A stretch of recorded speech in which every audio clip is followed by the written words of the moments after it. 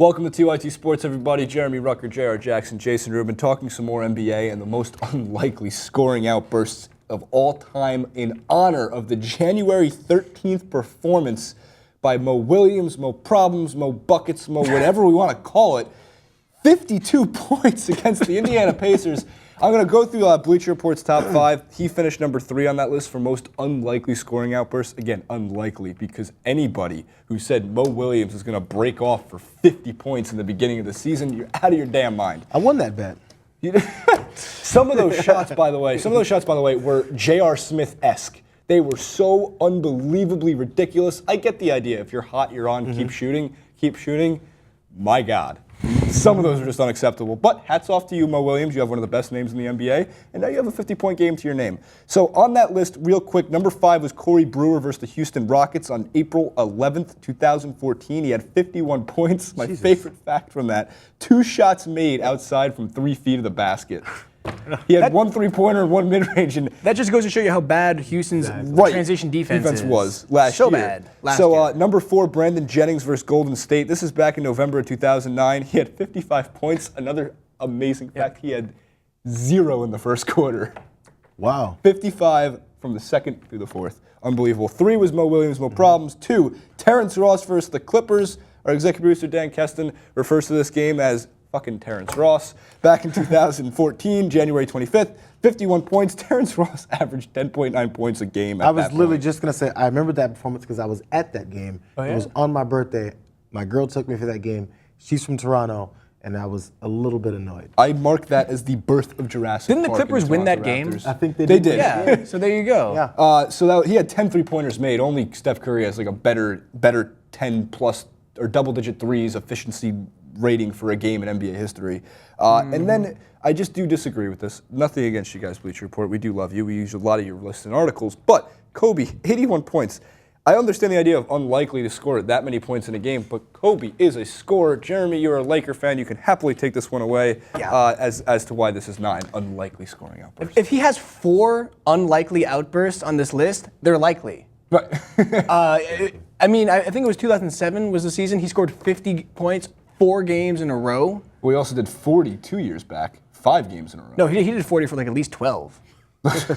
He's at 40 for at least all season. Well, No, because he averaged like 35 that one. Anyway, I think I like what they were doing with this list, taking like the average points per game and then comparing it to the amount of points they scored. But Kobe, it's not unlikely. It's always likely, maybe not anymore, but any game up until the Achilles injury, if he scored 50, yeah, I could see that coming.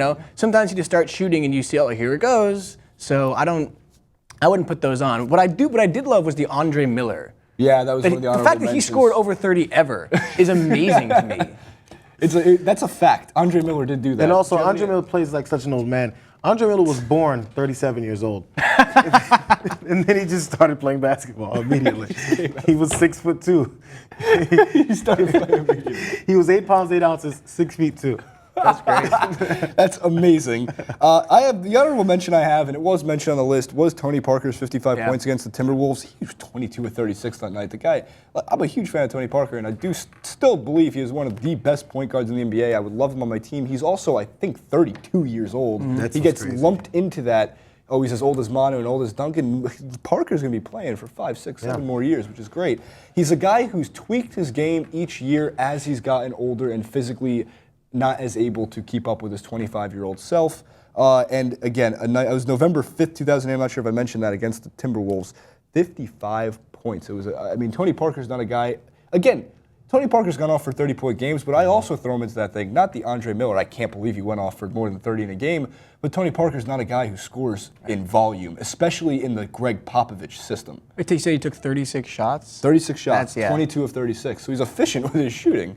Any honorable Someone mentions must have of been unlikely? injured on that game Possibly. for him to have to get those out, or to have to take that many opportunities. Well, That's they what I dig was into the wondering, Spurs. too. Why is he shooting 30 times? Well, actually, was Pop the coach in 2008? Yeah, Right. he Pop's was been the for a while. coach since Duncan's been there. Since Duncan's been there. Okay. Good stuff. Also, this was like thrown out as a side note on the list. Jamal Crawford scored 53 times. as a Knick once. He scored 50 points 3 times. He's a 6th man. That's crazy. Do you know who's extremely unlikely to score more than 50 points in a game? 1, 2, Jared will give you 35. 10. Roy Hibbert Double dropping digits. 50. We'll give you a double-double. All right, guys, leave your most unlikely scoring outbursts in the comment section below. Also leave other Mo Williams nicknames in the comment section below because, again, one of the best names in sports. Thank you for watching. Jeremy Rucker, J.R. Jackson, Jason Rubin. Don't forget to subscribe, and we'll see you next time on TYT Sports.